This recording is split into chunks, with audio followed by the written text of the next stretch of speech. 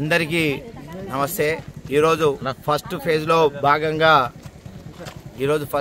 భాగంగా షాద్నగర్ నియోజకవర్గంలో సర్పంచ్ ఎలక్షన్లు జరుగుతున్నవి. కానీ ఇక్కడ యుద్ధ వాతావరణం నెలకొన్నది.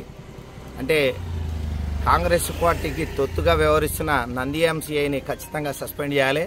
ఆయన క్యాండిడేట్ను కూడా చూడకుండా కొడుతున్నాడు. మళ్ళీ ఎంత తీసుకున్నాడు అనేది ఆలోచించుకోవాలి. పోలీస్ వృత్తికి గౌరవం ఉండాలి. పోలీస్ బట్టలు ఇప్పితే ఆయన పని ఏందనేది ఒకసారి ఆలోచించుకోవాలి. సిఐకి ఇంతనన్నా బుద్ధి ఉండాలి, మానవత్వం ఉండాలి. ఈ సిఐ ఏ పొక్కల దావుకున్నా మాకు దొరకడా బట్టలు ఇప్పి కొట్టే పరిస్థితి సిఐకి వస్తుంది. ఆలోచించుకోవాలి.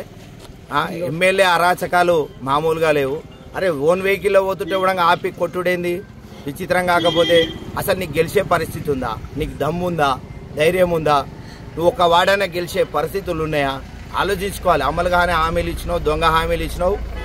దొంగ కొడుకులు లెక్క కొడుకులు రౌడీజం చేస్తున్నారు.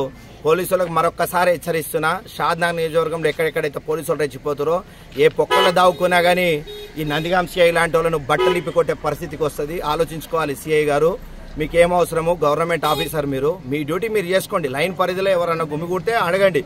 కానీ వార్డు మెంబర్ స్థాయిలోనూ సర్పంచ్ స్థాయిలోనూ కూడా మీరు దాడి చేస్తున్నారంటే మీరు ఎంతవరకు అరాచకం ఆలోచించుకోండి. కసులవాది శంకరాయ మళ్ళీ ఒక్కసారి ఆలోచించుకో. నీ ఊర్లో పరిస్థితి ఆలోచించుకో. ఎక్స్ఎమ్మెల్యే అంజయ్ గారు కూడా మాట్లాడుతున్నాడు. ఆలోచించుకోవాలాడు. ఏం ఆలోచించుకోవాలి? మన అనుచరులు ఏం చేస్తున్నారు?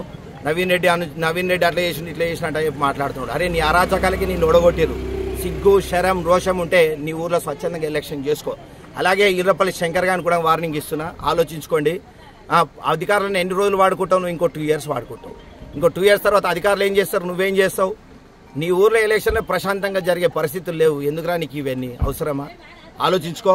ఒకసారి మళ్ళా మీడియా ముఖంగా చెప్తున్నా, పోలీసులకు మిమ్మల్ని కూడా బట్టలు ఇప్పి కొట్టే పరిస్థితికి వస్తుంది. మీరు ఏ పొక్కల దావుకున్నా కానీ మా గవర్నమెంట్ వచ్చిన తర్వాత మేము చూసుకుంటాము.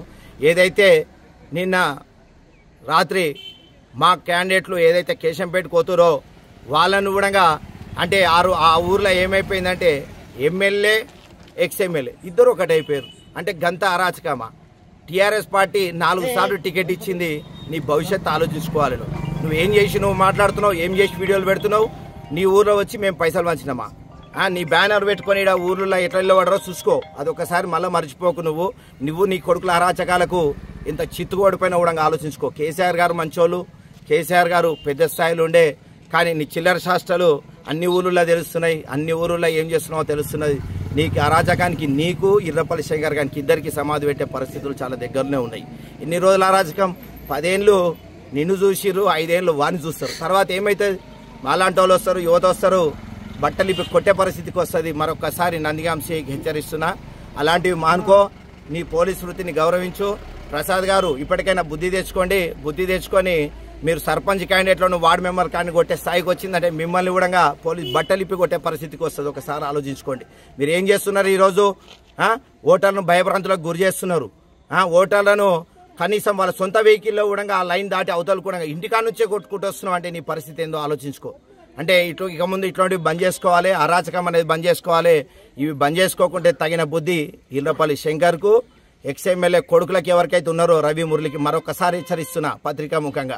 మానుకోండి, బుద్ధులు మానుకోండి. 10 ఏళ్ళ సుస్థిరమైన టీఆర్ఎస్ గవర్నమెంట్ కేసీఆర్ని చూసి ఓట్లేద్దామనుకున్నారు. కానీ నీ ముఖాన్ని చూసి ఊదరించే పరిస్థితి, ఇచ్చి కొట్టే పరిస్థితి వచ్చిందంటే ఒకసారి ఆలోచించుకో. ఏం వీడియోలు మాట్లాడుతున్నావు రాత్రి? రవి అరాచకాలేంది? రవి అరాచకాలు మా ఊర్లో కూడా ఇంకా చాలా ఉన్నాయి, చాలా చూస్తున్నా నేను. మురళి అరాచకాలేంది? వాళ్ళు ఒక చిల్లర గాల లెక్క రోడ్ల మీద తిరుగుకుంటూ భయభ్రాంతులకు గురి చేస్తున్నారు కేశంపేట మండలం. అంటే అక్కడ ఎవరైతే ఎక్స్ఎమ్మెల్యే కొడుకున్నారో, ఎవరైతే శంకర్ ఉన్నారో వాళ్ళకి సయ్యొద్దు ఉంటే వాళ్ళు ఇంటికాడ పెట్టుకోవాలండి. ఓటర్లను ఎందుకు భయభ్రాంతులకు గురి చేస్తున్నారు? మానుకోండి, ఇటువంటి బుద్ధులు మానుకోండి. రవి మురళిని మీకు కూడా హెచ్చరిస్తున్నా, భవిష్యత్తు చాలా ఉంది. మీరు ఎన్ని అరాచకాలు చేసిరో దానికి ప్రతిఫలం ఉంటుంది.